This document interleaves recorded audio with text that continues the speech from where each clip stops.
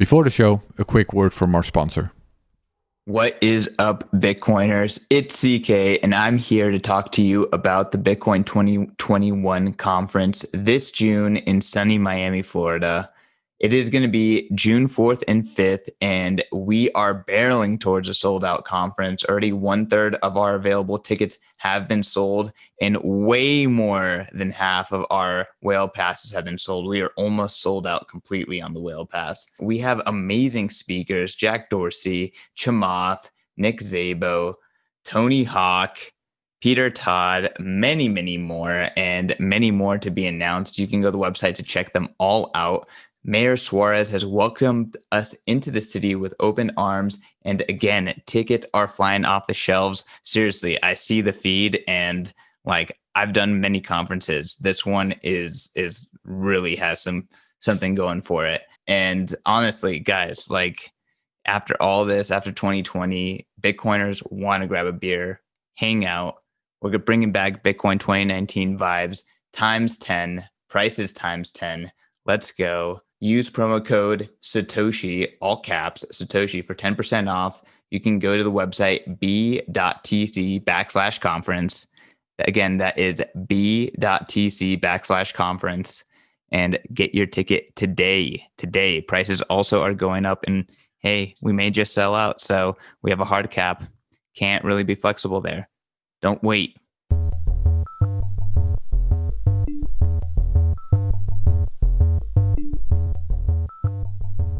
Live from Utrecht, this is the fan Wirdum Sjorsnado. Hello. Hey Sjors. What's up? Are you running the BIP8 True independent client yet? Negative. I did not even know there was one. Yeah, one has been launched, started. I don't think it's actually a client yet. A project has started. Okay, a project has started. It's not a binary or a code that you can compile. No, not yet. But I did see you were reviewing the BIP8 code a little bit. Yes. I mean, it's a pull request that has a bunch of changes in it. A lot of them are totally not controversial. So I'm just working on it from top to bottom. Just code review. Code review, and I've also started my own pull request where I've taken a couple of commits from that just to split it up. Makes everybody's review life easier. Right. If everybody's talking about law is true or law is false on a pull request, but there's a lot of nitty-gritty stuff that you really don't want to screw up just because you're talking about one little thing. That's good. So that's all good, and we'll see where that ends. And I think you were working on something else as well, and that's actually what this episode is going to be about. But by the way, if there are independent clients, just be sure to listen to our earlier episodes about open source and deterministic builds and all the things that can go wrong there. And then do it right. Other project, the other thing you're working on. Oh yeah, hardware wallet stuff. Yeah. You're working on, not just you, but I think you're one of the core devs working on hardware wallet integration for Bitcoin Core. Is that correct? Yeah, that's right. It's me. It's Andrew Chow, InstaGips, as he likes to call himself on GitHub. Yeah, and you've made some good progress. There was a new merge this week, and we're basically going to discuss hardware integration in Bitcoin Core in a general sense in this episode, I think, right? Yep, sounds good. So basically your top specialty, maybe. Definitely one of my favorite topics. You wanted to refer to some previous episodes where we discussed some of this stuff, I think? I mean, we talked in the first episode about hardware wallets, sort of the security things you need to worry about when it comes to change and etc. So that might be a nice refresher. Apologies for the atrocious audio in the first episode. There was a literal tornado. I think in episode 7, we explained to Peter McCormack, but also to other listeners, what an XPub is, which is quite relevant when it comes to hardware wallets, because an XPub represents a whole bunch of addresses, and hardware wallets like to communicate that. And then there was episode 21, which I don't know what it was about, but you should just listen to all of them. You put it in the show notes, so it has some relevancy. That's right. Okay. Sjors, where are we with hardware wallet integration for Bitcoin Core? Let's just start from the top. Yeah, so there was a lot of things that needed to happen, and mainly that, which has been done a while ago, is to rewrite the entire wallet that Bitcoin Core comes with, because it was atrocious. And that's mostly been done by Andrew Chow. I've done a lot of testing and reviewing for that. And what was the problem? What was so bad about it? Well, it was started by Satoshi, and it just had pay to public key addresses in it, and then pay to public key hash, I guess, was added, and then there was other things added, and then SegWit was added, and it just became an unmaintainable mess. So all that unmaintainable mess has been put in a box, and that box has been abstracted in a way that you can create another box that is has the same functionality, but the implementation can be rewritten from scratch. And so that's kind of what we did. We put the existing stuff in a box because we don't want to understand it anymore. And we created a new box to replace it with the same form. And that uses descriptors. And I guess we'll dedicate some other episode in explaining what output descriptors are. But they're kind of a nice, elegant way to describe how to derive your addresses from, for example, from the seed. So it would say, okay, take the seed and then take the first account, and then here's an XPub, and then take these address derivations, and then I want you to make it a native SegWit address. You can express that in one string. And the reason that's nice, and that gets just to the hardware wallet part, is because a hardware wallet can then spit out that information. So a hardware wallet can tell you, okay, these are the addresses I have, and then you just import it. And when your hardware wallet is disconnected, you know exactly which addresses the hardware wallet has, and you only need to connect when you want to sign something. So would the hardware wallet in that case spit out the XPub? Is that why you mentioned XPub just now? Yeah, well, actually, currently, indeed, it spits out XPubs. Ideally, it would spit out these descriptors. So because a hardware wallet might not understand what Taproot is, or it might not understand even what SegWit is. And if it just gives you an XPub, well, that XPub doesn't really tell you anything. It's just a way to derive addresses, but it doesn't tell you what kind of things it can do. So you really want some way for a hardware wallet to tell it what it's capable of. But for now, we've avoided having to think about that using a project called HWI. Yes, I've seen it a lot, HWI. What does it stand for? Hardware Wallet Integration. Nice. Or interface, I guess. Well, which one is it, Sjors? I don't care. I think it's interface. Okay. So that is a Python library, and again, mostly by Andrew Chow. What he did is, because all these hardware wallets, like the Trezor and the Ledger and the KeepKey and the Coldcard, etc., they all have their own little Python libraries that you can find on GitHub because it's all open source. But they're all different. They all have different ways to display an address. They have different ways to get an XPub. They have different ways to sign a transaction. So what he did is he combined all these drivers, stripped all the shitcoins out of them, because some of them would do Ethereum things, and we don't want Ethereum code. I don't. And then basically put that all together in one little library and made it consistent. So as far as the user is concerned, you tell HWI, enumerate, and it will give you the list of all the connected hardware wallets using all these different drivers to find them. And if you say get descriptors, then it will give you a list of descriptors that describe exactly what addresses the hardware wallet has. And it does all the magic of fetching XPubs using whatever method is necessary. So could I describe HWI as sort of like a meta protocol that communicates with all of the different hardware wallet protocols, so to say? Yeah, I guess. Another way to say it is that HWI is a tool, but it has a way of communicating. You have a way of giving it commands, and that is a protocol, essentially. So somebody else could make a tool that behaves the same as HWI, but is just for their own hardware wallet. So a hardware wallet manufacturer doesn't have to let people use HWI. They could make their own driver that just behaves the same way as HWI, and then Bitcoin Core, as we'll discuss next, will know how to talk to it. Right. And if someone brings a new hardware wallet to the market, which does its own thing again, then HWI will be updated potentially to be able to communicate with that as well. Yeah, so depending on the enthusiasm of the maintainers of HWI, they might go out and find that driver and include it. If the enthusiasm is slightly less, then the manufacturer or a fan, a user, can go to HWI, make a pull request and say, hey, here's the support for this new hardware wallet. And then recently there were some guidelines merged for that. So the hardware wallet has to be open source.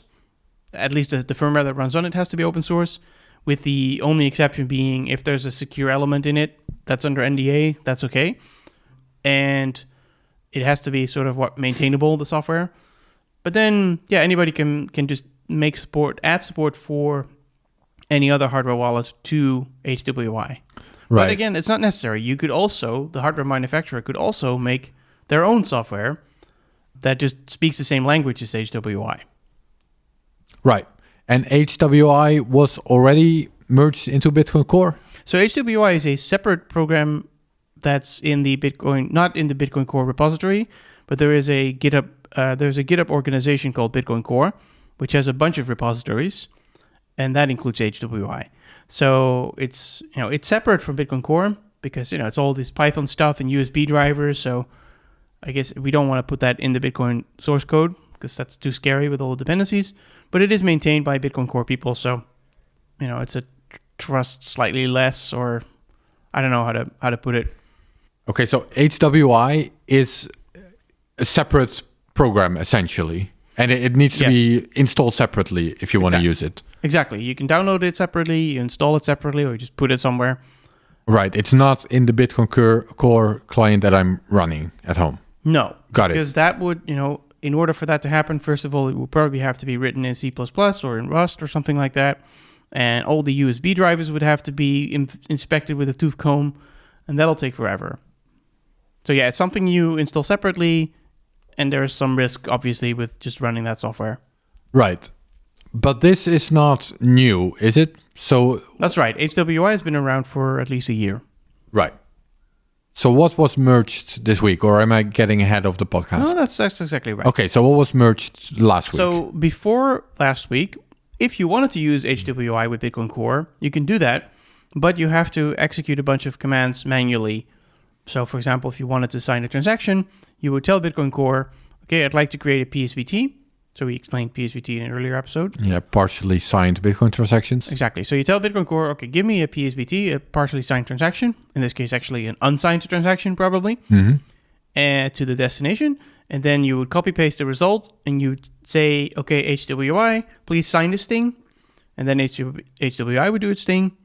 And then you get a result, and you copy paste that back into Bitcoin Core, and you say, Bitcoin Core, please process this thing and send this thing. Ah, right. So you're running both programs, the Bitcoin Core program and the HWI program, and then you're manually basically sending data from copy pasting data from one to the other. And as of using your hardware wallet on HWI, getting some signature and then copy pasting it to Bitcoin Core, and that's how it would work. Exactly. And you're doing this all in the command line. I assume. Yes, that's right. And there was already some help with that because HWI also comes with a little graphical program where you can actually click buttons to make it do these things, but you still be copy pasting back and forth with Bitcoin Core. I love buttons. Yeah, so do I. So what is new now is that Bitcoin Core now knows how to communicate with HWI. Still from the command line, but it still gets easier because now when you want to send coins, you just tell Bitcoin Core send and then the destination and the amount. And it will know that it needs the hardware wallet. So it will say, hello, HWI, please do these things. And it will wait for the result, and it will process the result, and it will send the transaction. So you go from like 4 back and forth with copy pasting to just send, and it works. No more copy pasting. That's right. So all you need to do is tell Bitcoin Core where HWI lives. So where on your computer you installed it. And then it will just call it for you. Right. So if you know how to work the command line, this is pretty big improvement, I guess. This is significantly less tedious, yes. Yeah. I have used both the approaches, like with the manual back and forth, and with this, it's much easier. But you do still need to use the command line. Yeah, or in Bitcoin Core, you have this window, the debug console, which is essentially a little command line. Right.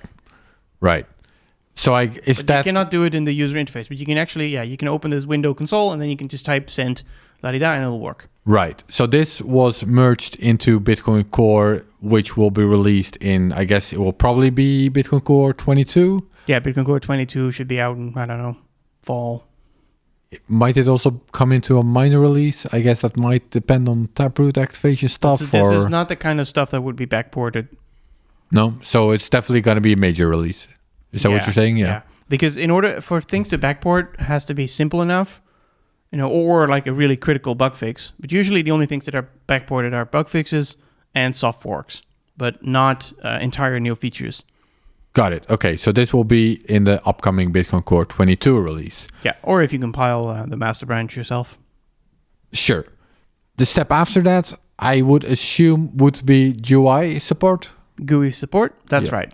Yeah, because still, having to type commands is kind of annoying. So I have a pull request open that builds on top of this, and it adds a couple of things. It adds something to the settings screen. So there is a settings screen in Bitcoin Core, and there you tell it where HWI lives. So you don't have to give that to the command line. You just copy paste that file directory. Mm-hmm. And then when you go to the menu to create a wallet, if you have this HWI path correctly, and you have a hardware wallet inside your computer and it's like unlocked, if you create a new wallet, it'll detect it. So it'll say, oh, would you like to use this ledger X or whatever? Mm-hmm. And then you click next, and it will automatically pull the keys from the device, and your wallet will just look like any other wallet. But if you click on it will pull the public keys, to be clear, right? Correct. Yeah, the public keys. It pulls the public keys from the device, and your wallet will work just as any other wallet. You can click on receive address, you'll see an address. And then the other feature is that if you click on a receive address, so in Bitcoin Core you click on get me a new address, then it kind of makes a little mini address book, and you can right click on that, I believe, and then click on verify. That's a new button. And the verify button, again, if the device is plugged in, will automatically show the address on the hardware wallet. Right. So you can check that it's real. Yep. And then the third thing that's added is you can now just send Bitcoin as you would in Bitcoin Core. Just click on send and type the destination, set the fee, yada yada. And when you hit send, if the device is plugged in, it'll show up on the device, and you click on approve, and it just sends it. Now, the downside is that if anything does not go exactly right as I just described it, it will probably crash. Right. So it's still work in progress. Would it work with all of Bitcoin Core's current features? So that would be, for example, be RBF, I guess, and sent to many or whatever it's called, batching, these kinds of things. Well, if in the graphical interface you can send a transaction, you can send it to like 10 different recipients if you want to. That'll work. I believe RBF I have not implemented because internally that does a few other things. I don't know. You can try, but it would be trivial to add that as a follow up. Right. But I try to keep these pull requests as minimum as possible. So these are like 3 features that I think are really at least good enough. Are these things possible now? Or are we just talking about GUI? This is the GUI pull request. Right now you can do all these things with the command line. Right. But they'll work in the GUI, which is very nice because especially coin selection. So in the command line, typing send an address and an amount, that's not too bad. Yeah, other good example, right? Coin selection. But the coin selection is only practical in the GUI. So you can actually decide which coins to spend. And having coin selection with hardware wallets is very nice. Yeah, I agree. So it does work, but it only works if it doesn't crash. So that just needs more review, and it requires me to fix things and maybe make it asynchronous so the screen doesn't block while the hardware wallet is doing something. Yeah, this will probably not be ready before Bitcoin Core 22, or... I don't know. I'm bullish. I think it might be possible, yeah. Nice. It depends on the review, because I have a couple of things that I want to improve about it, but I tend to get more motivated when people start screaming at me in the reviews. Mm-hmm. So I can scream at you in the reviews. I won't say anything useful, but I can scream at you. Well, you do have to actually test it, right? Don't just come in from Twitter and comment on it. But if you actually run the code and something goes wrong, then I'll try to help or fix the bug. I'll consider that as well. I could consider that. What about multisig? That's like one of the... Yeah, so everything I described so safest... far is single sig. Yeah. So for example, if you'd want to use free hardware wallets and then 2 out of 3... stuff like that. Well, eventually I'd like to see something similar to how Electrum, just lets you make a pie chart. Yes, exactly. None of that is there yet, not even in the command line. It is possible. I think I once made an experimental pull request that did do multisig, at least from the command line. But there's a lot of moving parts. Mm-hmm. So I'd like to get all the single sig stuff merged. Then we'll move on to multisig. So Bitcoin Core multisig with hardware wallets will be a while. That said... Well, there's another way to do it. There's another way. That's great. Let's hear it. This project is called Spectre. Spectre wallets, yes. Which is very cool.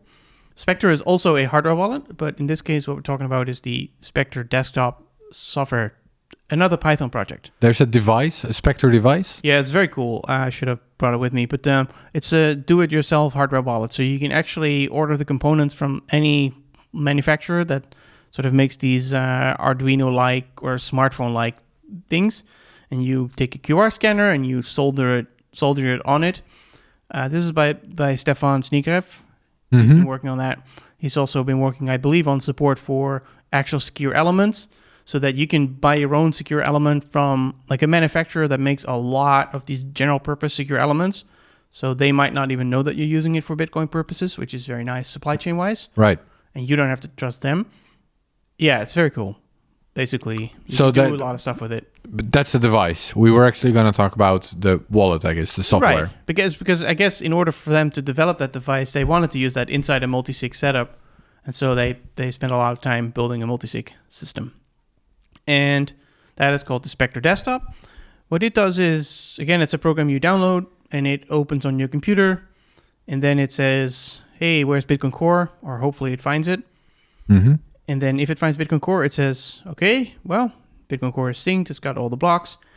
Do you have any devices you'd like to configure? And then you say, okay, yeah, I have a Ledger wallet, and I have a Trezor wallet, and whatever.